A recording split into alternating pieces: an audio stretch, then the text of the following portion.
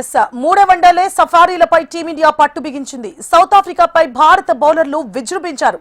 Opener de Kock సెంచరీతో కదం తొక్కిన middle order ను దెబ్బతీసింది టీమిండియా.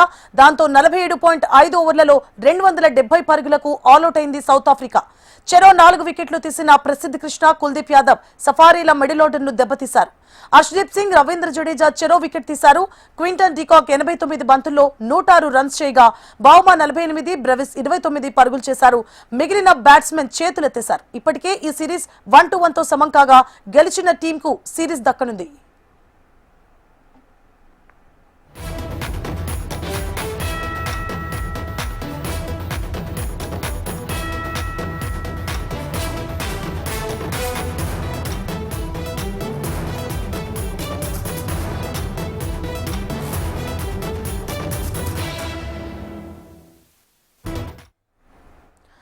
మూడో వన్డేలో సఫారీలపై టీమిండియా పట్టు బిగించింది. సౌత్ ఆఫ్రికాపై భారత బౌలర్లు విజృంభించారు. ఓపెనర్ డికాక్ సెంచరీతో కదం తొక్కిన మిడిల్ ఆర్డర్ ను దెబ్బతీసింది టీమిండియా. దాంతో 47.5 ఓవర్లలో 270 పరుగులకు ఆల్అౌట్ అయింది సౌత్ ఆఫ్రికా. చెరో 4 వికెట్లు తీసిన ప్రసిద్ధ్ కృష్ణ, కుల్దీప్ యాదవ్ సఫారీల మిడిల్ ఆర్డర్ ను దెబ్బతీశారు. హర్షదీప్ సింగ్, రవీంద్ర జడేజా చెరో వికెట్ తీశారు.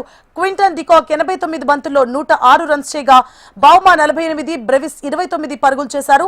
మిగిలిన బ్యాట్స్మెన్ చేతులెత్తేశారు. ఇప్పటికే ఈ సిరీస్ 1-1 తో సమం కాగా గెలిచిన టీం ఈ సిరీస్ ను కైవసం చేసుకోనుంది.